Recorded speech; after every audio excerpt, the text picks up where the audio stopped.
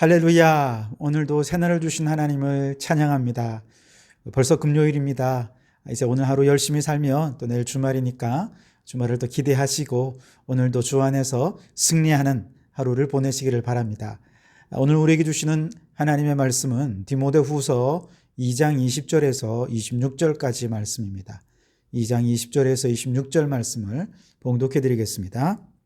큰 집에는 금그릇과 은그릇뿐 아니라 나무 그릇과 질그릇도 있어 귀하게 쓰는 것도 있고 전하게 쓰는 것도 있나니 그러므로 누구든지 이런 것에서 자기를 깨끗하게 하면 귀히 쓰는 그릇이 되어 거룩하고 주인의 쓰심에 합당하며 모든 선한 일에 준비함이 되리라. 또한 너는 청년의 정욕을 피하고 주를 깨끗한 마음으로 부르는 자들과 함께 의와 믿음과 사랑과 화평을 따르라. 어리석고 무식한 변론을 버리라. 이에서 다툼이 나는 줄 알미라. 주의 종은 마땅히 다투지 아니하고 모든 사람에 대하여 온유하며 가르치기를 잘하며 참으며 거역하는 자를 온유함으로 훈계할지니 혹 하나님이 그들에게 회개함을 주사 진리를 알게 하실까 하며 그들로 꿰어 마귀의 올무에서 벗어나 하나님께 사로잡힌 바 되어 그 뜻을 따르게 하실까 함이라. 아멘. 오늘도 이 말씀을 통해 우리에게 주신 하나님의 음성을 듣게 되기를 바랍니다. 하나님 앞에서 부끄러울 것이 없는 일꾼으로 인정받으려면 첫째는 말다툼을 해서는 안 된다라고 어제 말씀을 드렸죠. 그래서 교회 안에서 거짓 교사들이 들어와서 논쟁할 때가 있겠지만 그들과 애써 논쟁하면서 감정이 앞서다 보면 막 말다툼을 하게 되죠. 그거는 복음을 수호하는데도 전혀 도움이 되지 않습니다. 또한 둘째는 진리의 말씀을 옳게 분별해야 한다 말씀을 드렸습니다. 거짓 교사들은 악성 종양처럼 망령되고 헛된 말을 진리인 양 퍼뜨리게 되는데 이미 에베소 교회 같은 경우는 후메네오와 빌레도 같은 사람들이 퍼뜨린 악성 종양 같은 말이 있었죠. 부활이 이미 지나갔다라고 하는 말입니다. 이 거짓 교리 때문에 성도들의 믿음이 흔들리기도 하고 무너져서 수치스럽고 부끄러운 신앙에 빠진 사람들이 있었습니다. 그렇기 때문에 우리가 하나님 앞에 부끄러울 것이 없는 일꾼으로 인정받으려면 진리의 말씀을 옳게 분별하고 견고한 진리의 말씀 위에 굳게 서 있어야 하는 것이죠. 자, 이제 오늘 본문 말씀으로 들어오면 이 내용의 연장선 속에서 계속해서 주시는 교훈을 비유로 주시는 말씀인데요. 20절에 보시면 큰 집에는 금그릇과 은그릇뿐 아니라 나무 그릇과 질그릇도 있어 귀하게 쓰는 것도 있고 천하게 쓰는 것도 있나니 라고 말씀을 하십니다. 집이 크면 아무래도 그릇도 많이 필요하겠죠. 다양한 재료로 만들어진 그릇도 다양하게 필요할 것입니다. 금그릇이나 은그릇 같은 아주 고급 그릇도 있을 것이고요. 나무 그릇이나 질그릇 같은 평범한 그릇도 있어야 할 것입니다. 각 그릇은 목적에 따라 다양하게 사용이 되죠. 금그릇이나 은그릇은 평소에는 장식용으로 진열이 되어 있다가 아주 귀한 손님이 오셔서 극진한 대접을 할 때 이건 또 아주 유용하게 쓰여지게 됩니다. 반면에 나무 그릇이나 질그릇은 평소에 수시로 꺼내서 편리하게 사용할 수 있는 그릇이지요. 그래서 금그릇이나 은그릇이라서 더 귀한 것은 아니고요. 반면에 나무 그릇이나 질그릇이라서 천한 것은 아니고 다만 그 쓰임새가 다를 뿐입니다. 그러니 나는 이 하나님의 집에 금그릇이나 은그릇 같은 존재가 아니라 나는 아주 불행한 사람이야. 왜 하나님이 내게는 이런 은사도 안 주시고 저 사람은 저런 은사도 주시고 저런 은사도 주셨는데 나는 아무것도 할 수 없네. 불행하게 생각할 필요가 없습니다. 이미 하나님께 쓰실 만한 그릇으로 만들어 주셨어요. 혹은 나는 나무나 질그릇이 아니라 참 감사하다 이렇게 교만한 마음을 품어서도 안 되겠습니다. 바리새인들이 기도할 때 그랬잖아요. 하나님, 나는 세리도 아니고 죄인 같지 않아서 참 감사합니다. 이렇게 기도하는 교만된 기도를 하나님께서 들으시겠습니까? 얼마나 큰 교만입니까? 중요한 것은 그 사람이 어떤 재질로 만들어졌느냐, 어떤 은사와 달란트가 있느냐, 그게 중요한 것이 아니고요. 주인이 쓰시고자 할 때 깨끗하게 잘 준비되어 있느냐, 이게 더 중요하다는 것이죠. 아무리 금그릇이나 은그릇처럼 많은 은사와 달란트와 능력을 가지고 있다고 해도 정작 귀한 손님이 오셔서 주님께서 그 그릇을 사용하시려 했는데 너무 지저분해서 쓸 수가 없다면 그건 무슨 소용이 있겠습니까?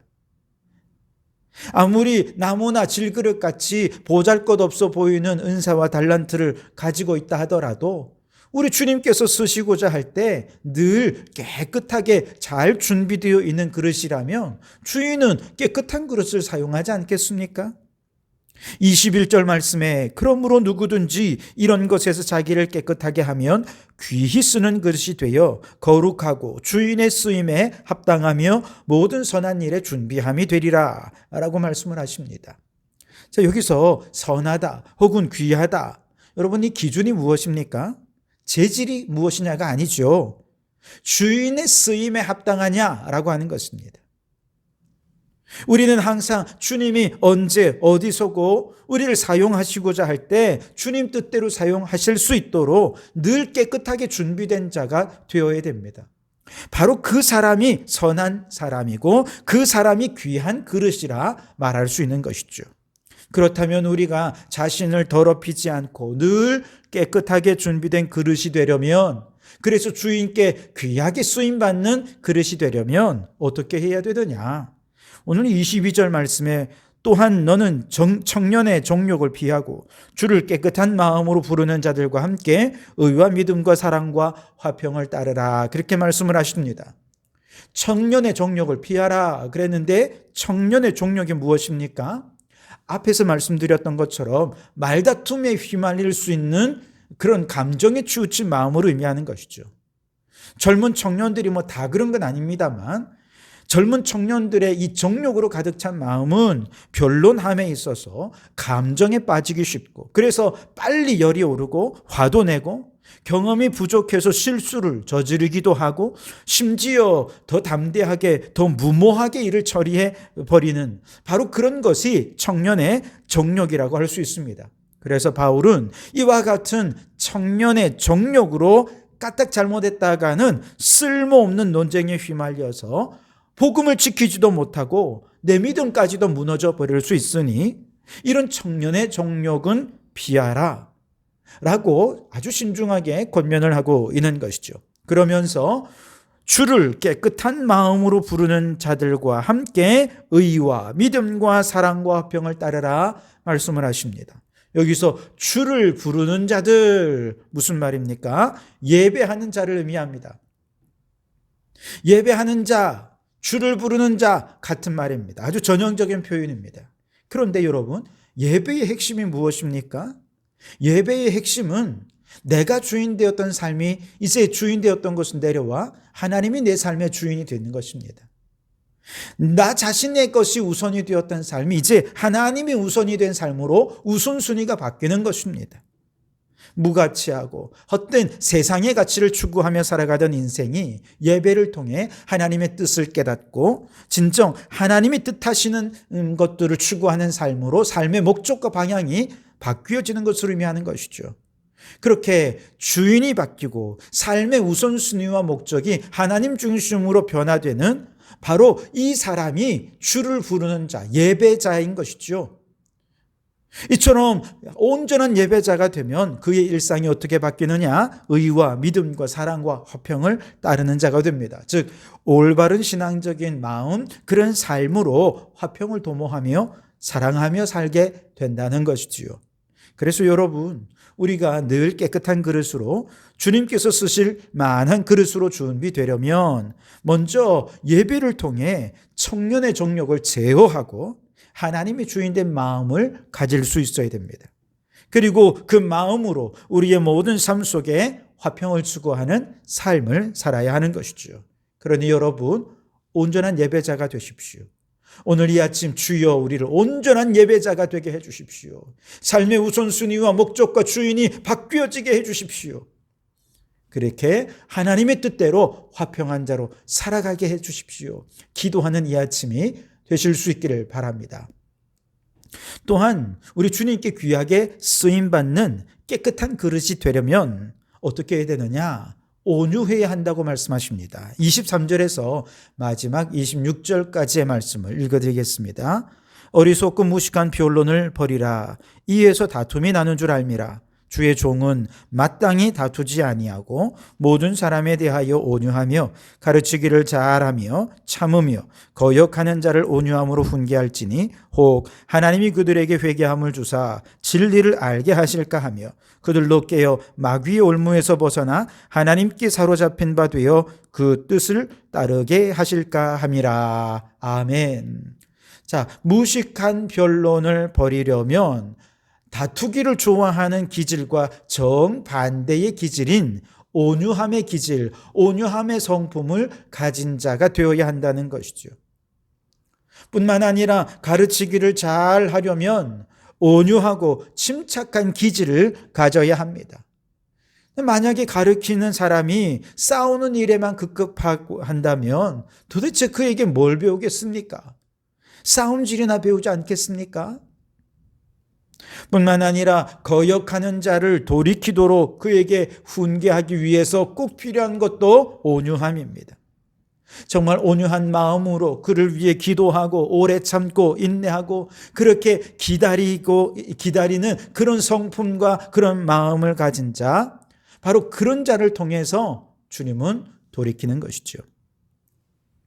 반면에 온유함으로 자신을 마음을 늘 깨끗하게 지키게 되면 그를 통해 거역하는 자들이 회개하고 진리로 돌아서게 될 것입니다. 심지어 마귀의 종노릇하며 세상으로 나아갔던 사람이라 할지라도 다시금 마귀의 올무에서 벗어나 하나님께 사로잡힌 바가 되어서 하나님의 뜻을 따르는 자가 될 수 있을 것입니다. 그러나 여러분 오해하지 마십시오. 우리가 온유한 성품을 가지면 나의 온유함 때문에 사람들이 그렇게 변화된다는 건 아니에요. 하나님께서 온유한 성품으로 깨끗하게 준비된 우리들을 그릇으로 사용하셔서 죄인을 돌이키게 하는 일에 사용하시는 것이죠. 여러분, 우리는 그릇이고 주인께 쓰임받기를 기다리는 자들입니다. 그렇다면 우리는 언제나 예배로 자신을 깨끗하게 하고 온유한 마음으로 자신을 깨끗하게 해서 주님께서 쓰시고자 할 때 귀하게 선한 일에 쓰임받는 우리 성도들이 다 되실 수 있게 되기를 주님의 이름으로 축원합니다. 기도하겠습니다. 오 하나님 아버지 감사합니다. 오늘도 이 아침 주의 말씀으로 기도로 하루를 시작할 수 있도록 은혜를 베풀어 주시니 감사합니다. 오 하나님, 우리가 주님 앞에 온전히 쓰임받는 귀하게 쓰임받는 그릇이 다 되게 해 주옵소서. 우리가 은사와 달란트가 다양하고 많고 어떤 사람은 많은 은사를 가지고 있고 큰 능력을 가지고 있지만 그렇지 못한 사람도 있습니다. 그러나 그것이 중요한 것이 아니라 오늘 우리의 영혼이 어떻게 깨끗하게 준비되어 있느냐 하는 것에 따라 우리 주님은 적절하게 사용하실 줄 믿습니다. 바로 구원하옵나니 주여, 우리가 온전한 예배자가 되어서 예배로 우리의 영혼을 깨끗하게 준비해가는 저희들 되게 해 주옵소서. 오 주여, 우리 안에 온유한 마음을 주셔서 온유한 마음으로 깨끗하게 준비해가게 해 주옵소서. 그리하여 우리 주님 쓰시고자 할 때 주님 내가 여기 있습니다, 나를 사용해 주십시오 고백하며 주님 앞에 쓰임받는 저희들 되게 해 주시옵소서. 예수님 이름으로 기도하옵나이다. 아멘.